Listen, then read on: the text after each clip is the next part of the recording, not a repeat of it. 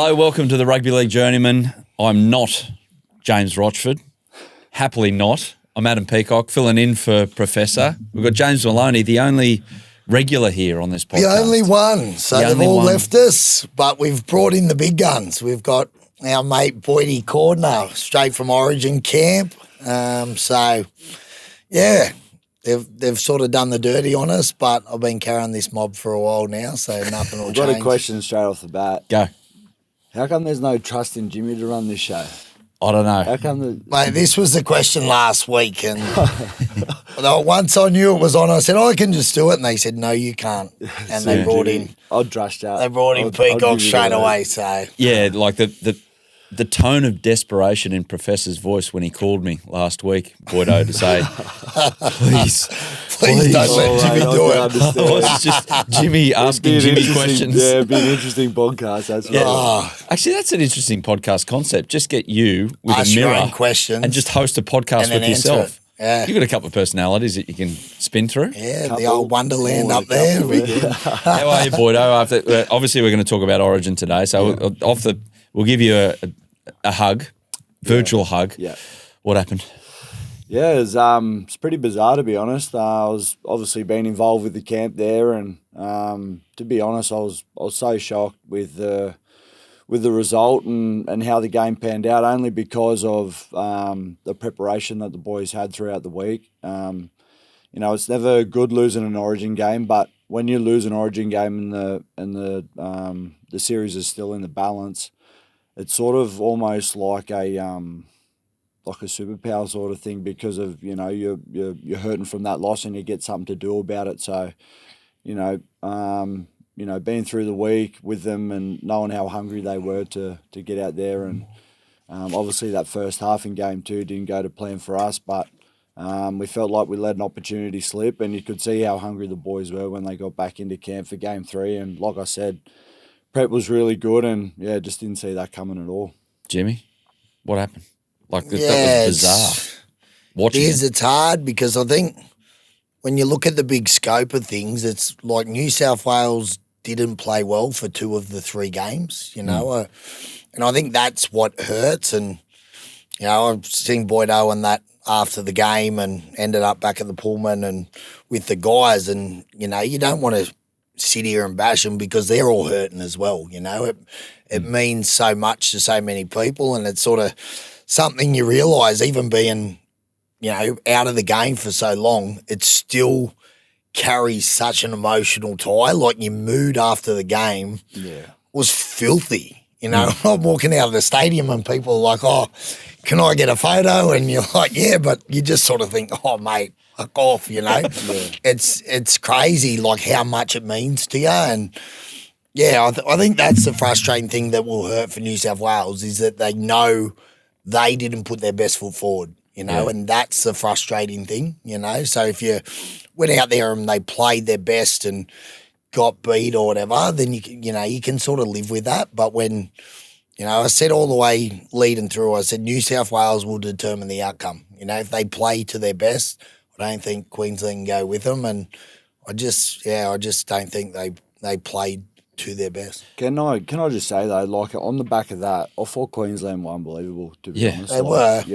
Like, they made it so hard for New South Wales from the get-go, and it just felt like they were doing things at a higher intensity straight from the start than New South Wales, which hurts to say, but mate, I think I had a look at like some of the stats after. New South Wales were leading pretty much, most of those, except for probably the completion rates. But it just goes to show that an Origin game, it's not like an NRL game where if you're ahead on the stats in nearly every category, you'll win the game. It's so much more to that. And the one thing you can't stat is effort. I thought that Queensland just scrambled so hard last night, and they turned up everywhere, their line speed and everything, where you can't put a number on. They were really good. So as hard as it is to sit and give them credit, sometimes you just have to bite the bullet and just say, they were the better team. Yeah, we'll dive into it properly. But just a quick one, Jimmy, we'll loop back to it. But when I walked in here today, you had someone on the phone. It was on speaker, and it was he sounded tired. That's fair enough because the little dude has played the game of his life, and I'm not entirely sure he's shut his eyes for a bit of rest yet. Who were you chatting to? I was on the phone with Tommy Dearden, and as I said, obviously I had a lot to do with Tommy last year and got a really good relationship. So as much as it killed me last night, I just give him a buzz this morning to, he played outstanding, mate. He was, I think he sort of give a bit of a lesson in Origin footy and understanding ruck speed and just getting over the advantage line with guys in and around you. And, just probably, I was sort of catch-22 because it kills me, but I love him as a player and as a kid and, having so much to do, I just sort of called him and said, mate, as much as it pisses me off, I said, mate, I'm really happy for you, and mate, he deserves it. He's a really good kid. Yeah, over the moon for him. Yeah, has flags at half mast down here. Over the moon, fuck off, Tom. he played so well, didn't he, Boyd? I don't know what it was like after the game because I'd imagine as a member of the media, I've been in some pretty solemn dressing rooms. You've probably been as a player in there on occasions. There you have the deathly silence of comprehending what had just happened. I don't know. The sheds are nicely split at Accor Stadium, so I'm not sure if you could hear Queensland celebrate. You can't hear them, thank God. They're a little bit too far away for that. But yeah, I've been in this exact same situation as the boys were in last night with having the loss of a decider, and there's no lonelier place in the world than in that shed at that time as a player. And for that, and just talking on Tommy, it was so good and well deserved with the obviously man of the match. It was hands down the best player on the field, but player of the series. And Jimmy just spoke about it. When he's at his best, he's over the ad line and off quick rucks, taking short sides. His running game's really good because he's such a strong little dude, And once you add fatigue in with that, then once he got his momentum in his game on early, then he just went from strength to strength. So, he was a massive part of the last two games in Queensland's victories. And, just on the back end of that, for a New South Wales player or the staff or, if you, live in New South Wales and support New South Wales, it was just a bitter end to a great Origin series of the first two games. Yeah. Anyway, we'll try and cheer you up through this one. That's all right, mate. You don't need to cheer this bloke up. He's just cheery anyway, even though. I was until after last night. Anyway. You've let it go. I do want to say, just before we really get rolling, you're wearing that hoodie again today, the Strider Brewing Strider Lager, yeah. Strider Lager. As I'm walking here through Crow's Nest, where we film and record this podcast in Sydney, Boyd, you see that? It's Jimmy, I don't know if you can see that. I think it's a cardboard cutout of James Maloney with a big smile on his face with a six-pack in his hand. So it's not the first time that's happened. But next to him, in the window, Nick Kyrgios. Nick Kyrgios. Yes. Are you a partner with Nick Kyrgios in a brewing company? Yeah, both shareholders in Strider Lager, the best beer in Australia. So, go out and try it, mate. It's a great drop. So two blokes that hate a beer. Yeah, little bit of a venture we've sort of gone into. So it's going all right. We're actually for the month of July, we're beer of the month in Parramatta Leagues and Viking Club. So if you're out there, Parramatta Leagues, Viking Club, get in there. $5 schooners. How good? Well, if there's a place that's people have drowned their sorrows in the last 10 years, it's Parramatta League. So, hopefully they can do it with your fine amber ale, Jimmy Maloney. So we've got Jimmy's jokes, we've got the Origin review, we've got the positive place. We'll try and find a positive out of last night. And, maybe we'll go back to happier times and tell us about a great Origin win series and how you celebrate it, because the Queenslanders have obviously gone through that. Now, there's Toby's segment, but you're covering What If today, apparently. You're covering all these segments. Okay. See, this is how good our podcast goes, is no one tells me what I got to do. No, exactly. And they just hit me with, this is what you're doing. We've got the 3-2-1s from last night, we'll give those out. Big ballsy statements, Origin is over. So we're going to have a look at what players you reckon out of Origin, and you've been in camp, Boydo, that maybe, okay, didn't go New South Wales way, but can kick on for the rest of the season. We've got the preview of round 19. You've got your better multi, Jimmy. You've got that lined up. How'd it go last week? Last week, no good. The week before we got up.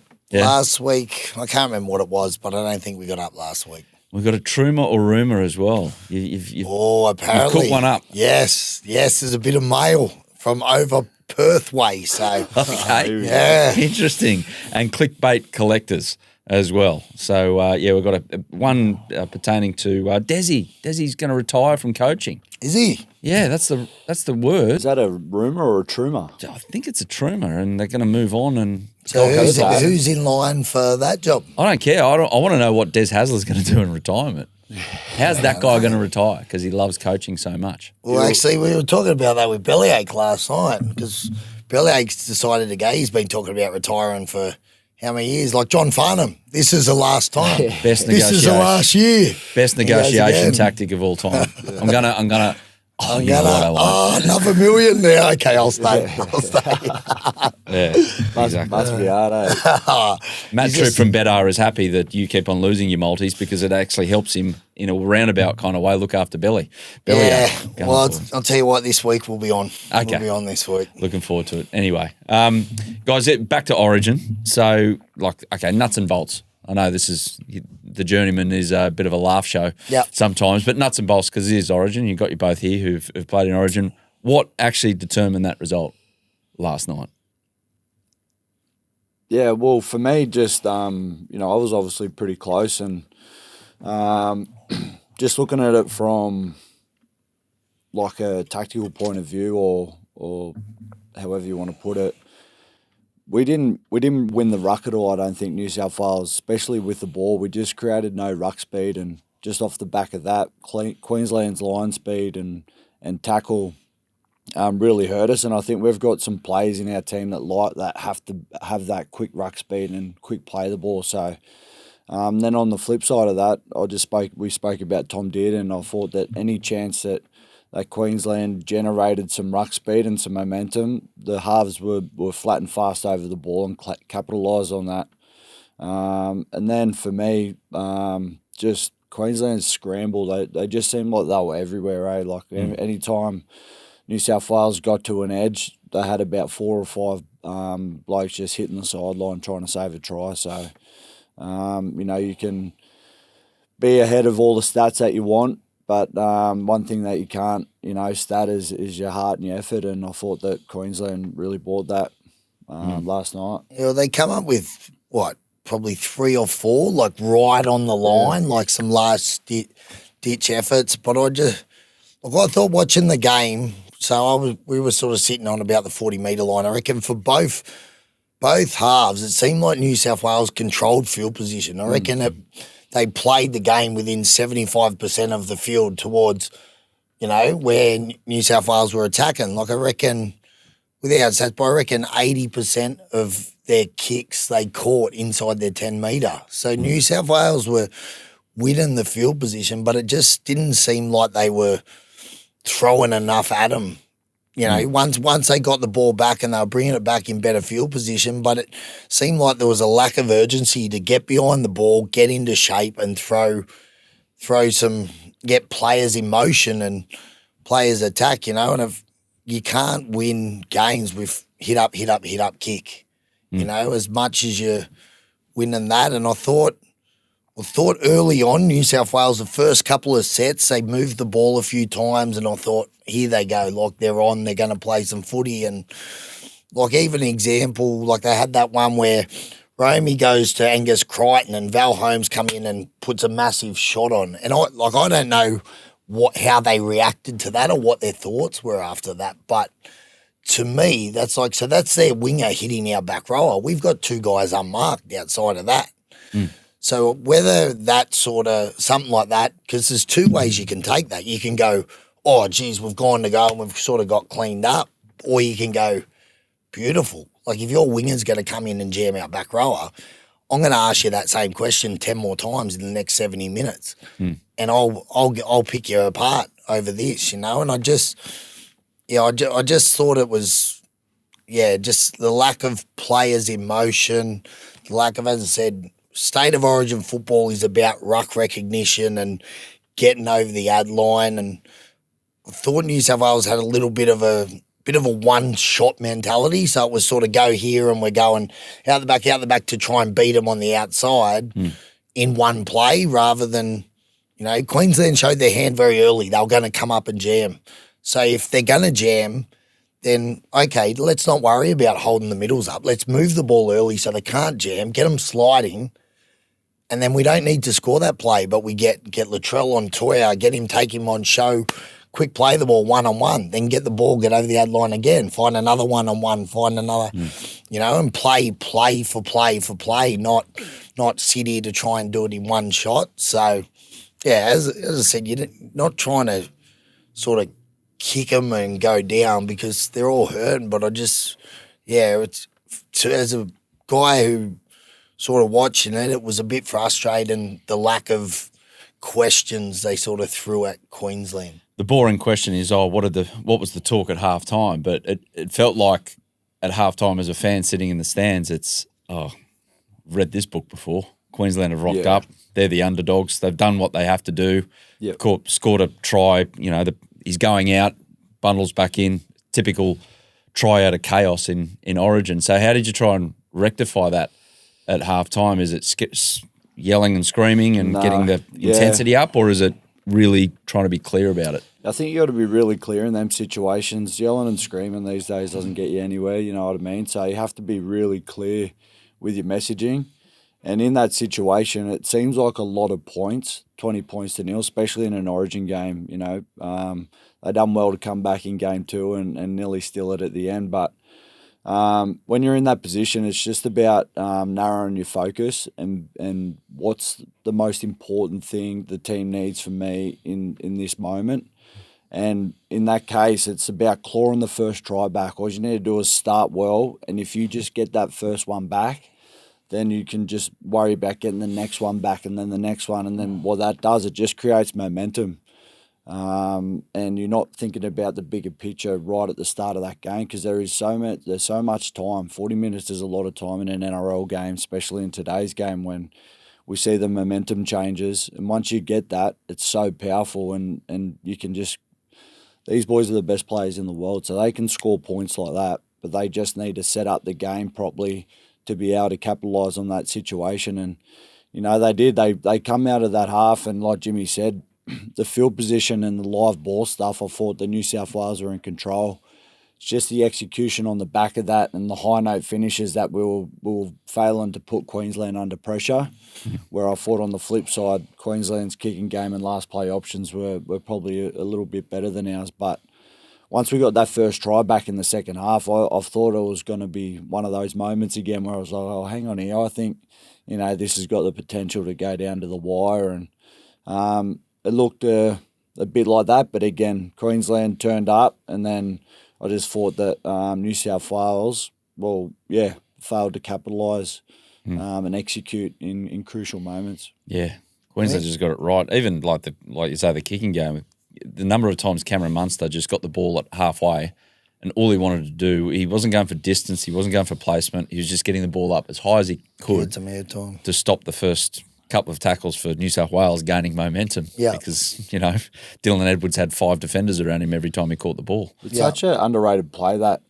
sort of midfield bomb now where a lot of teams are leaving it short because if you think about it, if I'm the attacking team and you leave it short, if you just go for it and you knock on, it's a changeover anyway. It's a last tackle, even if you do kick it long to them. Yeah. And they sort of run it back that distance. Like you can kick it another 15, but if your chase can't get down there, they sort of run it back to that same sort of option. So you sort of go, well, let's just not worry about the 15. Let's put it high. Let's get down there. And basically as they catch, just go bang. And then you've got the opportunity for, the defensive team to knock it on. You get 6 again. Mm. And the only thing that you do is that if you knock on, you have to hand it over, and it's a set start anyway. So you got a set line rather than, the best fullbacks in the world running at your step back line, looking for space there. So I actually think it's such a tactical play now that you'll see moving forward in the NRL.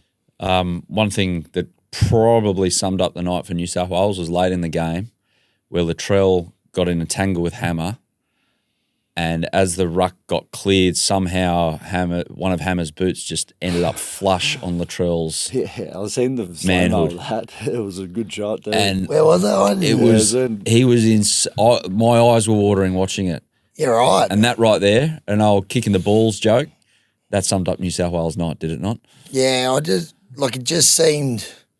So, say that second try where, we were going to put a guy into touch and then it flipped back. They're just those, and we just had a few guys sort of stop, and then you've got a guy like Hammer who's lightning quick, who takes it on, and then Tommy Dearden's there. It just guys turning up.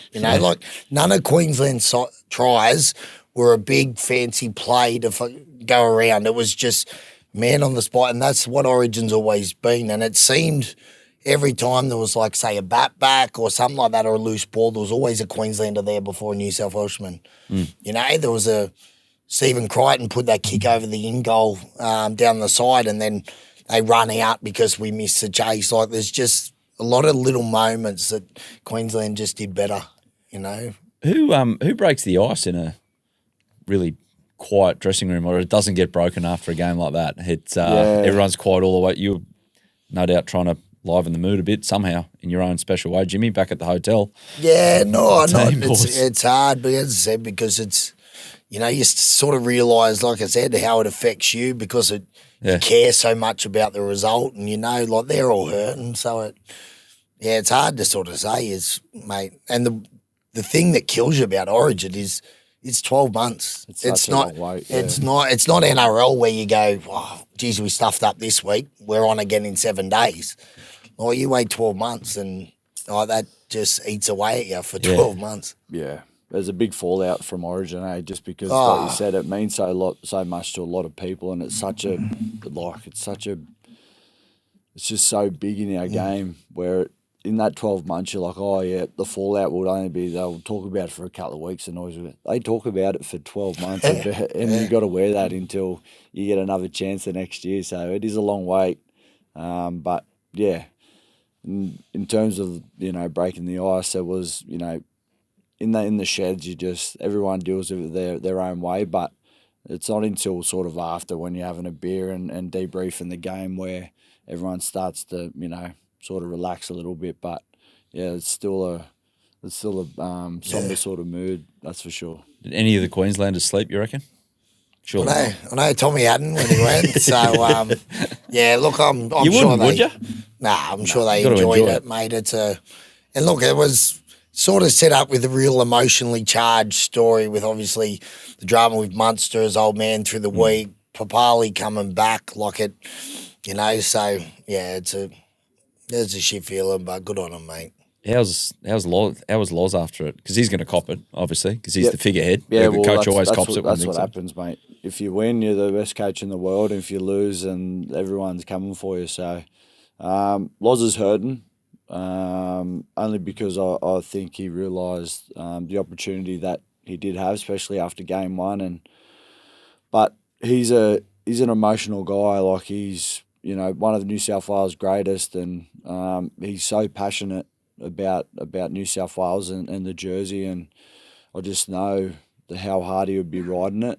And I feel for him because he put a lot into this series, and prepared the boys really well. But that's just the facts of it now. You just got to face up and wear it, Yeah, unfortunately, there's always got to be a winner and a loser. It's two sides to the coin. You're either on the good side or the bad side. Unfortunately for Loz as well, he hosts his own show on radio in Sydney. So I don't know how long he's going to ask. He might ask for a bit of gardening leave for a month or two before he goes back there, because they're going to give it to him on that. He won't be opening up the hotline, that's for sure. I don't think he's got an option. So. We'll take your call. Sorry, number's busy. Oh, dear.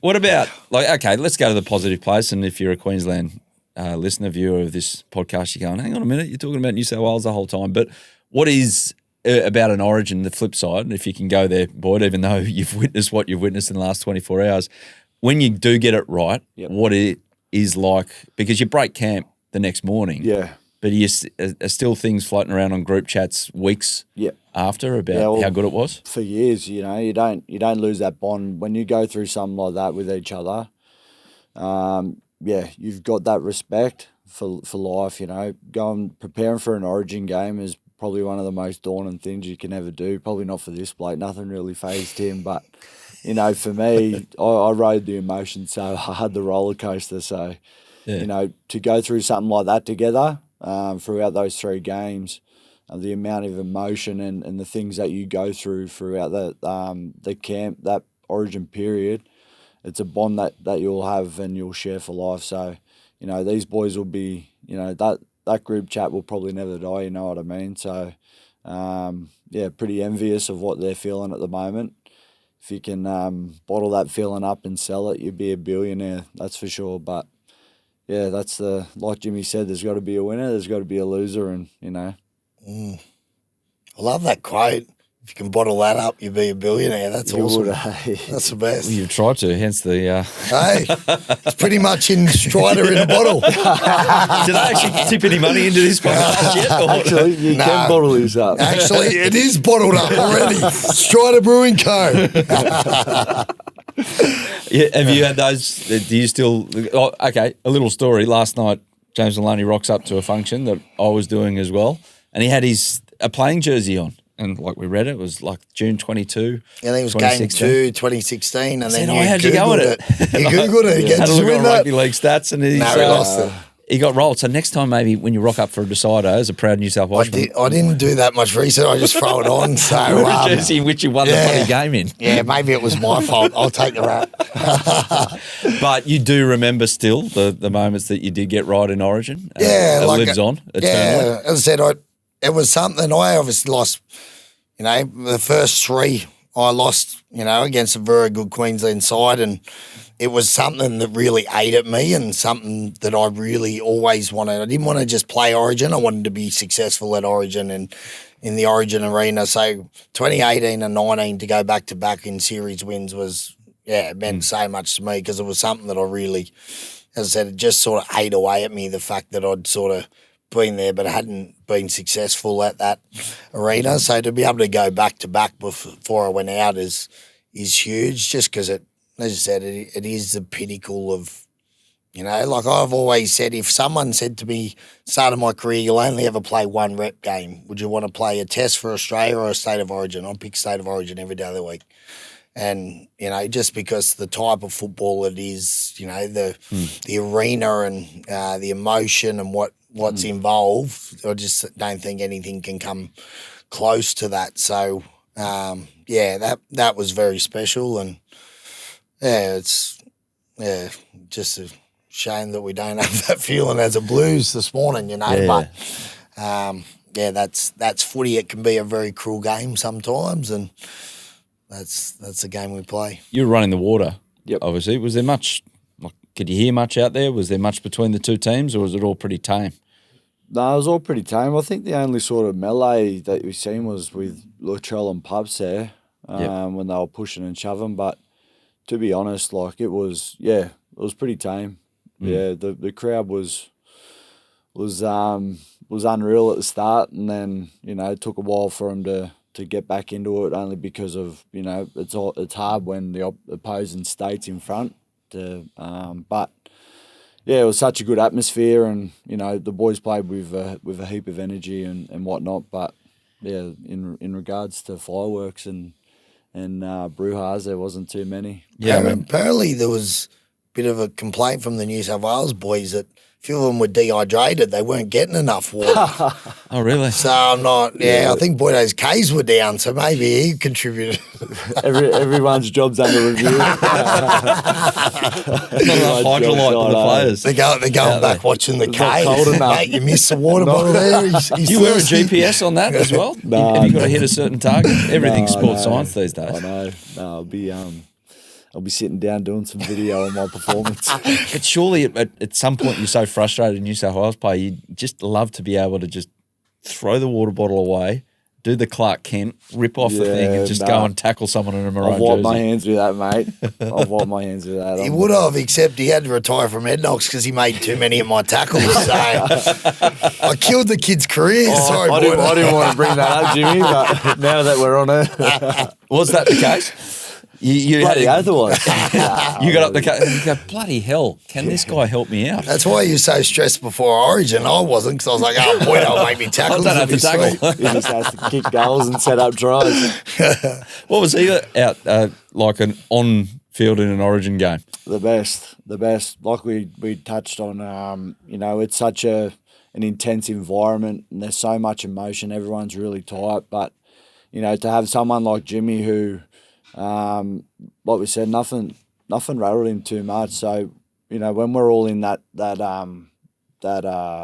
sort of state when we're, kick off, and then you look at Jimmy and he's there like laughing and, well, not laughing, but enjoying it. And you're like, oh, it sort of just automatically relaxes you. He's like he's playing mod league in under eights or something like that. Mate, it could be 60 fun. minutes into a game and, the scores are tied and, he just go, boys, just fucking chill out, relax. All we've got to do is just this, and this, and we're sweet. And then just to hear that, coming from, a player in his position where he has to take control of the team, you're like, oh, you know what, like, just sort of keeps that calm over the group, which you need it, especially in that arena. It's definitely, because that sort of stuff, it's like you sort of, or your feelings or whatever is contagious. Like if you sort of get frantic, like that sort of rubs off across the thing. Yeah. If a few guys get frantic, sort of everyone else gets frantic, it's like being able to... It's like a childcare centre. If one kid starts to freak out... Yeah, it's like contagious. Three or four or five. You sort of atmosphere, if everyone starts getting a bit uptight, it sort of just spreads across, It's important you have a couple of calm heads to go... Gives a nice clear message. Boys, we're sweet. We'll do this. Let's go. So what if? So Toby does the what if each week. So here's one. Let's go into an alternate universe. This might be a hard one for you, Boyd, because you're very respectful. You're New South Wales staff, all of that. But Jimmy can just tee off here. Say if New South Wales won that last night and did to Queensland what Queensland did to us, who would be in the gun? Who'd be talking about today? Up in Queensland, they do turn on their own. Who'd be under the? Yeah, well, they love the pick and stick until they lose. That's Queensland, When they win, they beat their chest on. We pick and stick. We're Queensland, but they didn't after Origin 1, did they? Yeah, exactly. So, I'm not sure. What about if Cherry Evans never got dropped? Well, so Tom Dearden, man of the series, Polly Lewis medal. What happens if Tommy Dearden stays on the bench and Cherry Evans plays the rest of the You don't know. Cherry is that good that maybe I'd say across the 3 games he does have one really good game. Yeah. At least. But, I mean, you go into that what if, you go back into reality, you look back on it and you go, what a freaking masterstroke it was from Billy Slater to do what he did. He copped a lot of shit from that, didn't he? Yes. I was just saying, in hindsight, what a decision he had to make there. Well, yeah, like obviously, as I said, it had a bit to do with Tommy and that. At the start of the series, I said across, like if you've got Cherry Evans and Tommy, I think Tommy beats him in every part of the game, barring kicking game and probably just game management. Cherry Evans been around for a long time, and just need that in that just arena. Game arena. So I reckon Queensland's kicking game in game 1 wasn't really that good. So I think obviously when you're looking at the two, if that's what he's there for kicking game and that's not on song, and then you sort of go against, and that's where it comes. But, mate, Tommy Dearden's built for Origin. Like, just the way he plays and he's tough, defensively strong, and he competes. Like, he's on every play. As I said, the first try he scores, like if Hammer goes through and there's no one there, that's a missed opportunity. And even last year, I don't know if you remember one of the games, because I remember Tommy coming back to Cowboys afterwards. New South Wales were in front, like in everything. Maybe, I don't know if it was game 1 or game 2, whatever. And Tommy actually made a bust halfway through. So New South Wales had been on top, and he was let down. He didn't have anyone in support. and it sort of cost him. And I remember saying to him, I said, mate, that's a massive Origin play. You know, if someone's there, I said, you're there now 6 points up and you've been on the back foot for all of Origin, you know. But that's, Tommy's always there. He's always on the ball. He's going, he's fit as, you know, and he just goes. And, you know, the one, as I said, that second try where he just lobs up, if no one's there, they don't score that, you know. What about another what if from New South Wales? What if the physios and doctors in camp weren't the most overworked people in the lead up to a few of these games, with Brian, To'o, obviously Mitch Moses pinged his calf, so he dropped out, pain with his bulging disc. Like, it wasn't a clean bill. Nathan with his issues. I mean, I'm pointing towards the fact that we're clutching at excuses here, but there was a bit going on, wasn't there, Boyd? Yeah, there's a lot of noise, but as you said, you can't use that as an excuse. They were ready to go. They wouldn't have taken them through, I don't think, that the camps if they knew that they weren't going to play, so if that makes sense. So I always thought that they were going to play, but they just couldn't train with the team. But in saying that, like, these boys are the best players in the world, and they know the systems and everything hands down. It just was a case of, you know, we didn't execute our game plan, and you know, that's a thing that hurts at the moment because it's such a long wait until the next series to get it right. Can you clear something up for us? Does Brian To'o really drink that much Coke Zero? Yes, he does. That's not a media beat up. No. That's him. Game day, like, he was walking in with like 4 proper Coke bottles. It's actually true, and I don't know. It's bizarre. Was it Usain Bolt? You see a heap of nuggets or something like that? Like, you see like 30 chicken nuggets or something like that. And so, like, I read an article, like, you know, those weird articles you get popped up, your algorithm changes in your Instagram, you can start seeing.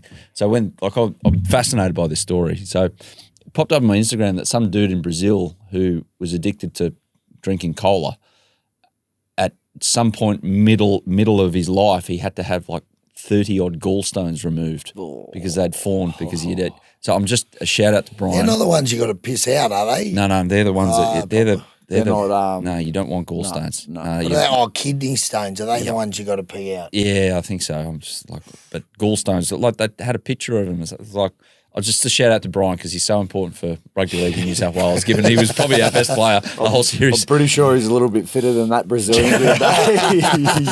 He can go and get through 300 metres in Origin. He's doing all right. He can drink what he wants. He was like, for a guy that had supposedly a knee problem again last night, he was like, give it to Brian so he makes some yards. But like, if you ever had a teammate that had a quirk like Brian's addiction?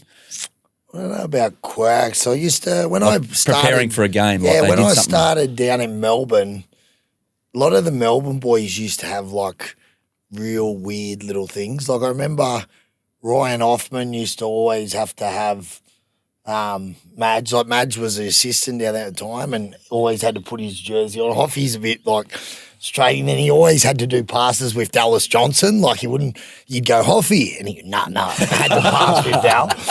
And then there was even, you remember? You would have had some fun with that. Mate. It was like, Cooper Cronk used to always run out last, like for warm-up. So I used to be like sitting there, and then they're about to go out, and I go, she'll got to piss. And he'd like, fuck off. And then if you ever knows, Bill used to always run out second. So it was Cam Smith and Bill. So if you went and then you try to get in, fuck off, Jimmy. Fuck off, Jimmy. Yeah, but there was so many down there used to have like quirky shit. Anthony Quinn was a bit of a weirdo. He had a bit of like OCD, and he was. The weirdest one they reckon is Bo Ryan. I reckon. Because he's got to go touch stuff. Yeah, like when he scored, apparently when he'd come back, he'd have to like do laps around the corner post and like, touch stuff. He had some weird stuff, but he'd never tell anyone how they worked.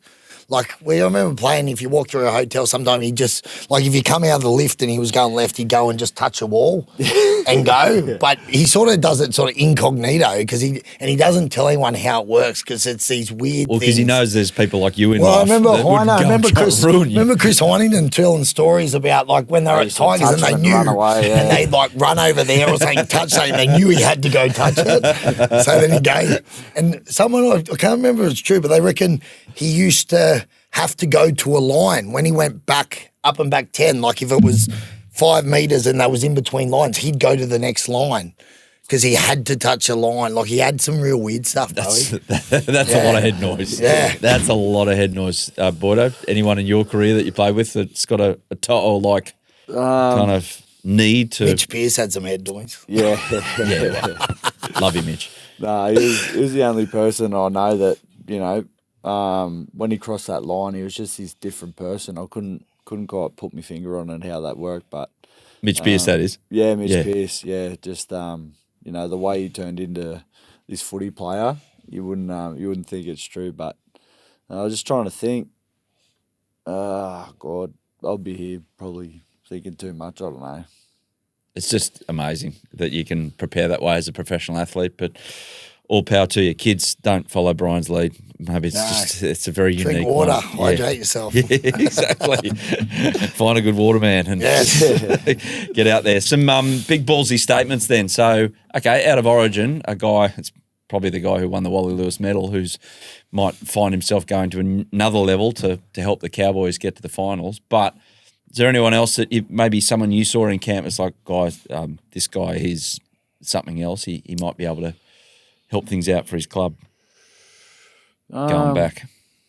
Yeah, I've seen these guys before. Most of them were in the camp last year, but the guy who impressed me last year and this year just with his leadership and, you know, the way he prepares for a game is Stephen Crichton. Mm. And we only forget he's only 23 years old, 24 years old. Oh, I thought he's been around forever, but the way he, you know, his leadership at that age, it's crazy to see. And I actually was blown away when I found out he was only 23 years old still. So, you know, where he can take his game, obviously he's the best centre in the game, in my opinion. But, you know, just that superstar ability, but on top of that, his leadership qualities too is pretty impressive there. So it'll be interesting to see where he can get to by the time he's 28, you know, 30 years old, and the influence that he can have on a football team. Yeah, I think, well, even like him going to the Dogs, like for one, they've had a lot of guys go over, but you hear all the talk for one guy to have such an impact in what they do, like it, and as you said, at such a young age, like how old were you when you captained Roosters? You ain't young. Yeah, I was only similar. Yeah, I was similar. I was 24 when I captained New South Wales. So I mean, there's some people like that.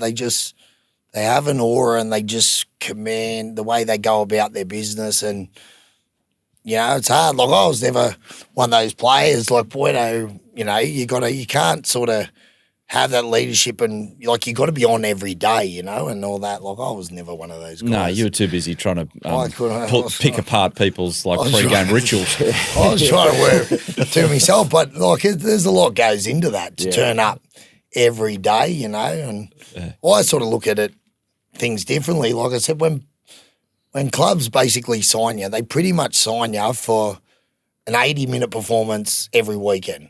You know, there's a lot more that goes into it with training, but at the end of the day, that's what they're paying you for 80-minute performance once a week, you know. So, yeah, it's hard, but I've seen Tommy Dearden's like that. Like, obviously, he's been named very, very young, been named co-captain up at the Cowboys and that. Mate, to watch him go about his stuff, you know, we've got guys every day on, and I was like, as I said, I couldn't do that. Like, it just... They drive me nuts. One guy I picked out last night, I reckon spells danger for the rest of the comp, how he performed, is Harry Grant. Yep. So his form hasn't been what we've known it to be the last few years, a little up and down. For a guy at Melbourne as well, to pull that off over 80 minutes and then go back into that system where he's got Pappenhausen and Hughes fresh, and then obviously Cameron, he's got a bit to get through off-field Cameron in the next couple of weeks with fully comprehending what happened. But, I thought Harry Grant was like, if he plays like that for the rest of the year with Melbourne Storm, you got your competition favourites. Well, who are you? So you got Melbourne. Who you got as their opposition? Who's the other grand finalists? Canberra will go close. Yeah, right. Because they got so much random footy in them, if you know what I mean. Yeah, not 100%. that's a bad thing. No, they play a completely different. There's no other club that plays that style. Like they're not the structured play. They're power game into move the ball to, fast outside backs with offload footy and that. They're a completely different brand to any other club. And I would have said Penrith definitively, but did Liam Martin break his wrist last night? Or was I'm not sure. Some bad. He had a guard on it, but I reckon they needled he was it at saying, half time. he was saying it should be all right. I think. Yeah, it could be anything. They reckon because it's so complex, like ligaments and little small bones and everything. You just don't know until they scan it. So it could be playing this week, or he could be get maybe a clean out or something. But so who's your grand finalist, Boydo? Take your Roosters hat off because no, I you know won't. you're playing. Yeah, the Roosters are playing in the grand final somehow. If there's three teams, Roosters plus two others. That'd be a fun grand final. Can Roosters play New South Wales? No. I was just about to say when you were saying that, even though I've got my Roosters hat on, I think they're travelling, like they're flying under the radar a bit, and especially with, have a look at their team now. They've got Semi Walker back in. All the Origin boys pulled up really good. I just think that they're travelling really good leading into the back end of the year. We know Teddy, he hasn't had to have the deal with the emotional and physical toll of Origin, and we've seen the footy that he's playing. I just think that they're primed to make a real good run. Bulldogs, one for me, Melbourne and Penrith for sure, just with where they're going. You just can't rule pretty out scary. It'd be idiotic Well, to say Penrith can't. Just when they beat Bulldogs the other night, I'm like, That's what I think. That Panthers-Bulldogs game. That's the best game of the year by easy. daylight second. Easy. The best game. And I think, so the Bulldogs will take a lot of confidence out of that because even though they sort of just got beat marginally, like they both held up, they both played footy, they both defended really well at a really high-intensity game. For 80 minutes. And I think, like, everyone sort of talk about at the start, Panthers are gone. But, mate, if you hit semi-final football and you're playing Penrith, you've got to be nervous. Because they'll just go into muscle memory. They won't beat themselves, and they've done it so many times. You've got to have a mental edge there. Against whoever you're playing. When does an Origin series like that, like pretty high emotions for everyone involved, both Queensland and New South Wales, when does it hit you like a ton of bricks as a player? Is it the weekend after, what we're about to see round 19? Or is it like it's after that. So you can always get up for this weekend just because of emotion, and that, you just have to turn up. But it's after this when, everything just settles down and, you're emotionally either riding, the loss hard. But normally clubs are really good at this time of year with their giving them time off. A lot of them will be, exactly. Sometimes like they might play this weekend, and then some might go, we'll see your captain's run next week. Or even not even play, like they'll rest them. If you're the Bulldogs or, if you're the top four teams and you got that breathing space, normally they'd if they've got a few in there, they won't give the whole squad or the three of them the rest. They'll just space it out over the different weeks. Times. But the guys that are on the cusp of the 8, they've just got to bite down on the off guard. Yep, and do it. So this round, Sharks, Dolphins, Newcastle, Melbourne, Dragons, Roosters, North Queensland, Bulldogs, Warriors, Tigers, and Para, Penrith, a few teams with the bye as well. What stands out about that? We'll get to your multi in a moment, but what's the biggest game of that lot with meaning to where everyone's placed? We were just looking through. There's some tough ones, There's we're looking at Warriors at home against Tigers, but then Warriors obviously got some key injuries with Metcalf, Barnett, Nickel Kostak. I think they get up for that only because to know where they are on the table, I don't think they'll want to let that slip. So, they haven't got them key players in, but at home, knowing that the opportunity that they do have, I think that, that will motivate them, I think. I think they've only lost that one game against Penrith over there in New Zealand. Like, it's been a real stronghold for them. There's a few we're looking at, Dolphins, Sharks. Yeah. Dolphins are outsiders, but they're probably a good chance. Like, the Sharks are just sort of hard to catch at the moment. They're up and down. Like, look at it, Ant. This is a completely crap round to try and Oh, it's hard. Yeah. It's awful. Yeah, Absolutely to sort awful. of look at Roosters. Oh, Boydo was saying Roosters are specials. You reckon put your house on them. I reckon They've I would, got, yeah. they got 8 back or whatever They it could is, play. and- We could get in a time machine and hop back to 2008 or 2009 and play Queensland back there, and you'd still tip the Roosters, wouldn't you? Probably against them. Yeah. So it's like, the best of the best. Geez, you're pumped if you're a Bulldogs player who's been involved in Origin. You've got to hop on a plane to North Queensland, or if you're Jerome Luai and you've got to go across, get your passport out, and head over to New Zealand to play a game if they, straight after Origin. if they do them, like if they take what day are Warriors playing? That's Sunday. Yeah, right. maybe? Yeah, so it's time. Talk amongst probably yourselves. go. I'll just double check that. What about Cowboy? I think they're late in the week too. Cowboys, It's I think Saturday. they're later. So Cowboys, Bulldogs. yeah, Yeah, I was talking to Saturday night, and Warriors Tigers Sunday, the first game on Sunday before Penrith. Yeah, so there's probably enough time for them to go. Get your freaking flyers up, boys. Get out there. Yeah, with regret coursing through you. Anyway, should we get to the multi? Shall we? Yeah, this of breath week. for round this will be 19. interesting. We'll This probably come off week's to- better multi, so we're still waiting. Hold on. Well, I think we're still waiting on a price. We are still waiting on a price, but it'll come up in the socials. This week we've got Dolphins to win over Cronulla, and we've got Hammer, Herbie Farmworth, and Britton Nakora. 2 of those 3 to score a try. And we're not sure what price we're getting, but it'll be a good one. Go to Better, go to their specials, go down, find the journeyman, jump on, gamble responsibly. Geez, you chips in on the Dolphins. Yeah, They've been good, I huh? really like Isaiah Katoa. Geez, as a half to watch him come through. Geez, I like watching him. He was in camp, wasn't Yeah, he? he come in. Good kid. Yeah, made awesome, and he was stoked to be in there. And we were talking about captains earlier. Somewhere I read they named him captain at 21 years old, Captain and this that week. just yeah. goes to show how much Same. they respect him off field. Yeah. Not only on field, obviously they've got to be a leader in that sense, but you don't just give a 21-year-old captain just because they're halfback. He's got to possess the characteristics of a leader. What that was he's- he at 21? Me, Yeah. That different than floating now? around, I was still playing reserve What's grade, it called? carrying on like a goose. Revolutions down in Melbourne.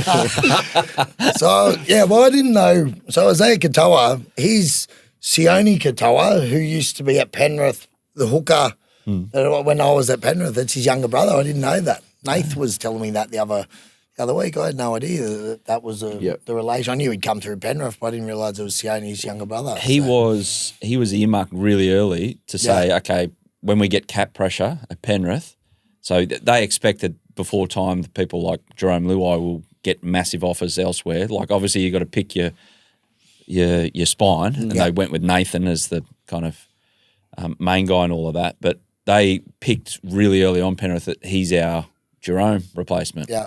But then I think they wanted to keep him. they wanted to keep him, they but just then couldn't with Wayne Dolphins. Bennett got on the phone and said, "We'll offer you this," and it's like, Yeah, I'm a young kid, I can't turn this down. yeah. Yeah. So Well, it's proved Fair play to him. awesome for him, isn't it? absolutely. Trumour or Rumour?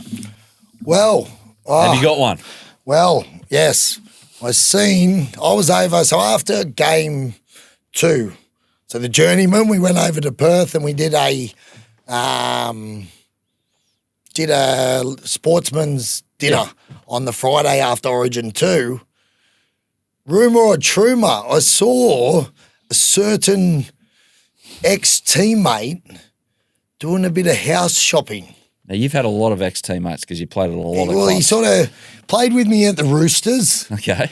Narrow it down. Narrows it Played down. back row. Okay. He was involved with the New South Wales Origin camp this year.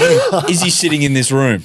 He's sitting in this room and there's big tips that he could be Mel's assistant at the Perth Bears.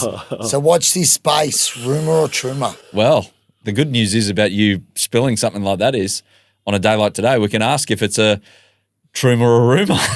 He plays his cards close to Okay. his Oh, chest. please, here we go. Hey, The only thing that will change is maybe Uncle Nick will, hey, we'll keep our boy there. nah, mate, I'm a Rooster, mate, through and through.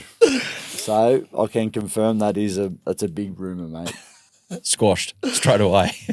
They're all rumours till they come true, aren't they? Exactly. I mean, how many players have you said, no, I'm not going, I'm happy? Or coaches, no, coach has got the full support of the board. See you later. Hey? Wait and see. Okay, clickbait collectors. Freddie declines Kangaroo's job. So who's going to take it? Jimmy Maloney. Put the Jim Bob in there. Wouldn't that be an Ashes tour to remember? Got nothing on at the moment. October, November. Fits into my schedule. I've been a part-time They'd be well coaching. bonded. Yeah.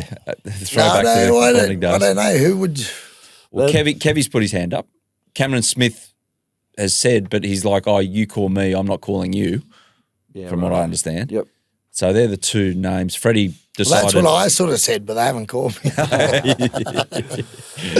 So it sounds like one of those two. Yeah. Well, just Or maybe Wayne Bennett. the one that interests me the most is Cam Smith with the rumours about that. Obviously, we were lucky enough to play with him at that level and know what he was like as a captain, but to see him go about his business as a coach, I reckon it'll be interesting as a player coming through. Obviously, these guys would have played a little bit with him, but looking up to him and, just to see how he would go about his business as a coach, that'd be the interesting thing for me. It'd be interesting because all the current crop of Australian players that played in the squad would have all grown up watching him play. Yeah. So he would have such a huge presence amongst, as you get to an older sort of guy like Mal, who's got a big presence anyway, but the current group of players would have never seen Mal play. Yeah. It's sort of gone past, like it's further generation, but everyone in the current Australian squad would have watched Cameron Smith and all that. So the sort of presence and the respect that he'd have amongst the group, and obviously he knows football so well. So, look, and I think it'd be more if he sort of wanted to do it, whether he wants to sort of go into that role. Yeah. And then you look at a guy like Kevy too. I haven't had too much to do with Kevy. I've only met him a few times, but he just seems like he would be perfect at that time of year in that Imagine environment. if he gets his little mate Alfred that's in the what I mean. camp. That'd be a good fun tour too. It's a long year, so when you get to rep football at that time, It's got to be fun. you You've have got to enjoy it. You have to make it enjoyable. So I can just imagine, Kevy and Alf. and Al being in there, it'd be. I reckon that'd be interesting to see too. Did you put your hand up to be involved in some way? Oh, mate, I'd never say no. One of the best water boys going around. So. There you go. Rumour, Trumour, Boyd Cordner wants the Aussie coach job. No, please, that's you, Jim Bob. I'll be your water boy. Who's the 7 for Australia, if you're picking it now? Nathan. Still? Yeah, Nathan. Yeah, go, Nath. Play the hard. See, the hard thing, you've got Munster there as well. Monster and at then 6. You can't put Dearden Dearden at at 6. 6. Like, Dearden can play. Yeah, I don't know. I still think Nathan's there. Tommy Dearden's hard to leave out. The thing with Tommy is he can play a few, you can play him at 14 like he did. He's versatile, do that, but he'd definitely be in the mix there. Des Hasler announced his retirement from coaching at the end of the year. James Maloney, coach of the Gold Coast. Oh my Don't take God. me to the Gold Coast. No, I've got it. You know what's crazy, bud? So the Gold Coast can never, they just never have a strong. It's weird. It's weird. They've got the opportunity to be they've got good facilities, good home ground, Juniors. juniors. An attractive Rugby League to heartland. attract players. Lifestyle on the Gold Coast should be a massive incentive. Like cheaper house prizes. Like there's so much pointing in the right direction, but geez, they're never strong. Yeah. It's weird. Yeah. It's weird. So they've got a big call to make, don't they, for who takes over there? Yep. Wait and see what rolls there. Keep my phone on. Yeah. And the dogs. What do you make of this noise about Galvin has come in and ruined the dogs? I think it's absolutely rubbish. Yeah, I don't buy into it. Yeah. Look, I think Cam Serrato's a very good coach, mate. He knows what he's doing. And said to someone the other day, I said, imagine if one of their halves goes down and out, and then they're not looking for another half. They're going, bang, we've got another one ready made. I said, then everyone goes, oh, it's a master stroke, So, no, dogs are doing their thing. They've lost a couple of games. They're still sitting right up top of the Through table. Origin period too, where they've got nearly five. Mate, they'll be right. So he's named in the 17. It's the 17 jersey. So they've gone back to Burton at 5'8", with Sexton at halfback and Reid Marnie at hooker. That's what they've named for the game against the Cowboys on Saturday What's night. interesting, Sexton signed at Catalan Dragons for next year. So Yeah, Catalans. yeah, it'd be interesting to see. Well, I don't know. There was a bit of talk like he might go for a year and then wait for Bears and all that to come back in and new players. But yeah, it'd be interesting to see. I actually think he's sort of developed all right. Like, when you're sort of looking across the competition and going, mate, you're crying out for halves and there's a lack of young halves. Yeah. Like, I think throughout the year, he's perfect for the improved. Bulldogs in what they're doing at the moment. He's steady, but he gives them consistency in what he does each week. For that team. Have you got any tips for Toby before he heads over to France about like what you need to immerse yourself when you get over there? Oh, yeah, you got to learn the language.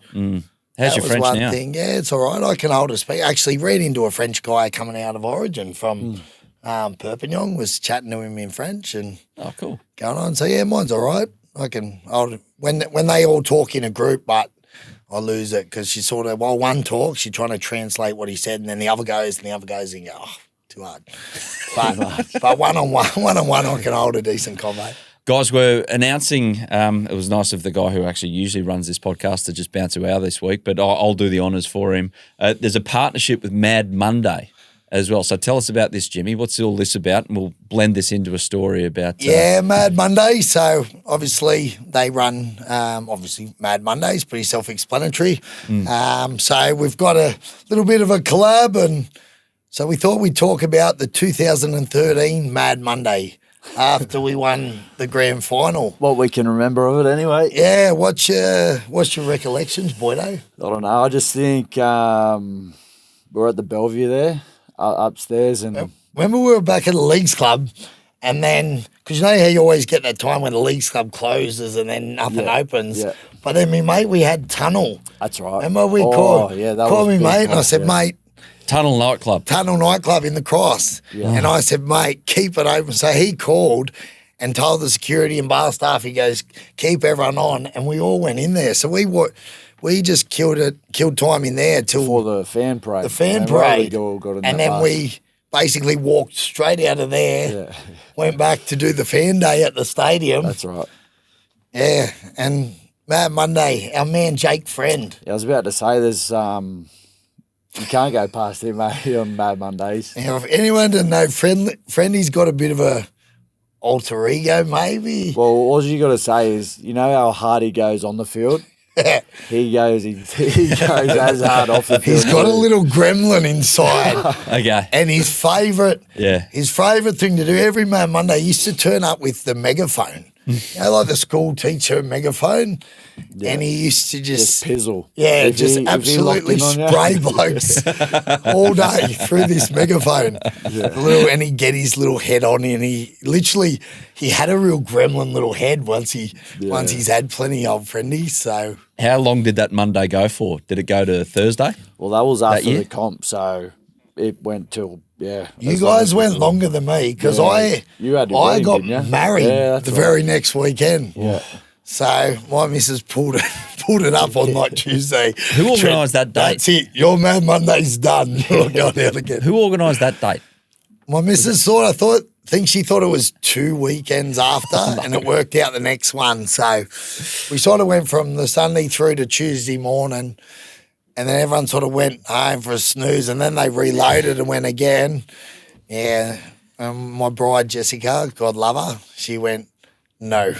How many stories will stay in the vault that you can't even say on a podcast like this?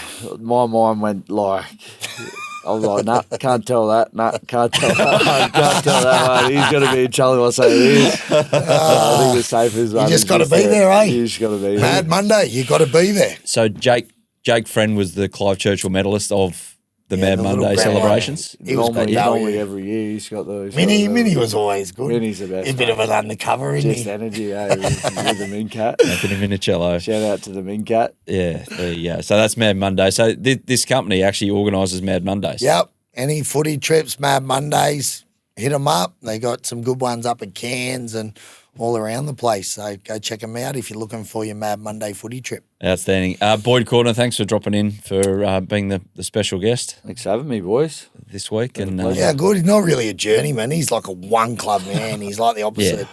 We sort of went around, but it's always a pleasure to have him here, Boydo. Press the buttons, like, subscribe, have fun. Oh, I love you, bro. That is the best, bro.